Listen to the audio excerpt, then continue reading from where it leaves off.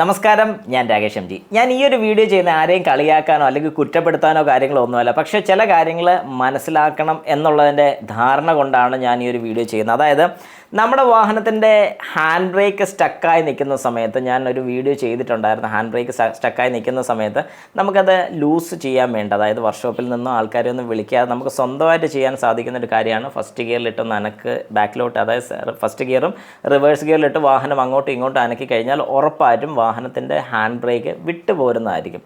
അതായത് ഹാമറിനൊക്കെ അടിച്ച് വെറുതെ കുളമാക്കുന്നതിന് പകരം ഇങ്ങനെ ചെയ്യാം എന്നുള്ളതിനെക്കുറിച്ച് ഞാൻ ഒരു വീഡിയോ ചെയ്തിട്ടുണ്ടായിരുന്നു. ആ വീഡിയോയ്ക്ക് വന്നിട്ടുള്ള 2-3 കമൻസുകൾ ഞാൻ വായിച്ചായിരുന്നു. അതിൽ ഒരെണ്ണം ഞാൻ ജസ്റ്റ് ഒന്ന് ഷെയർ ചെയ്യുന്നേ ഉള്ളൂ.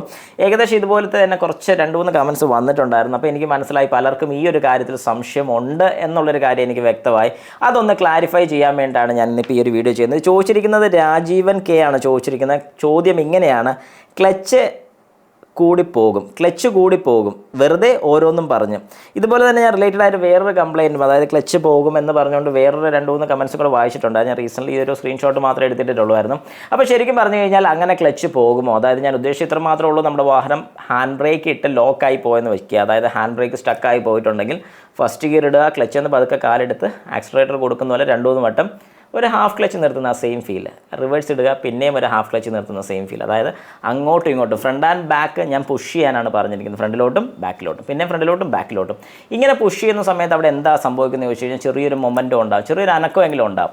അങ്ങനെ ചെറിയൊരു അനക്കം ഉണ്ടാകുന്നതിൻ്റെ ഇതുകൊണ്ട് അത് ഫ്രീ ആകും, ഉറപ്പായിട്ടത് ഫ്രീ ആകും. ഇത് ഫ്രീ ആകത്തില്ല എന്നുള്ള ചിന്തയുള്ള ആൾക്കാർക്ക് അത് വിടാം, ഉറപ്പായിട്ടത് ഫ്രീ ആകും. പിന്നെ ഇനിയാണ് നമ്മുടെ ചോദ്യത്തിലോട്ട് വരുന്നത്, ക്ലച്ചിന് കംപ്ലയിൻറ്റ് വരും? ഒരു കാരണവശാലും ഈ പറഞ്ഞൊരു കാര്യം ചെയ്യുമെന്ന് പറഞ്ഞാൽ ക്ലച്ചിന് കംപ്ലയിൻറ്റ് വരില്ല.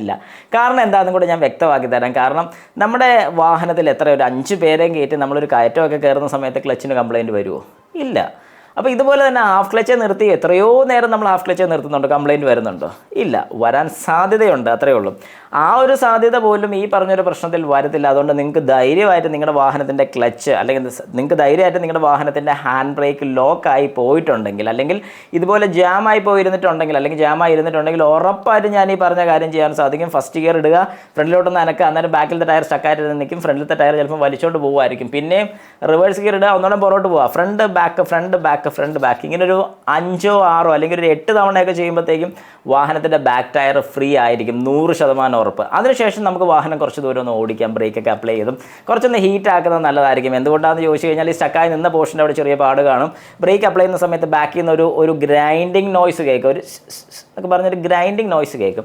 ആ ഗ്രൈൻഡിങ് നോയ്സ് കേൾക്കുമ്പോൾ നിങ്ങൾ പേടിക്കൊന്നും വേണ്ട, ഇടയ്ക്കിടയ്ക്ക് ബ്രേക്ക് ചെയ്താൽ മതി. ഒന്ന് ബ്രേക്ക് ചെയ്ത് കഴിയുമ്പോഴത്തേക്ക് അത് റബ്ബ് ചെയ്ത് നീറ്റ് ആയിക്കോളും. വേറെ കുഴപ്പങ്ങളോ കാര്യങ്ങളോ ഒന്നും ഉണ്ടാകത്തില്ല. വെറുതെ കൊണ്ട് ഷോറൂമിൽ കൊടുത്ത് അല്ലെങ്കിൽ വെറുതെ കൊണ്ട് വർക്ക്ഷോപ്പിലൊക്കെ കൊടുത്ത് പൈസ കളയേണ്ട ആവശ്യം വരുന്നില്ല. ഇൻ കേസ് ഞാൻ ഈ പറഞ്ഞൊരു കാര്യം നടക്കുന്നില്ലെങ്കിൽ മാത്രം നിങ്ങൾ ശരിക്കും പറഞ്ഞാൽ കാശ് മുടക്കി ഒന്ന് ക്ലിയർ ചെയ്യുന്നതിനെ കുറിച്ച് ആലോചിച്ചാൽ മതി.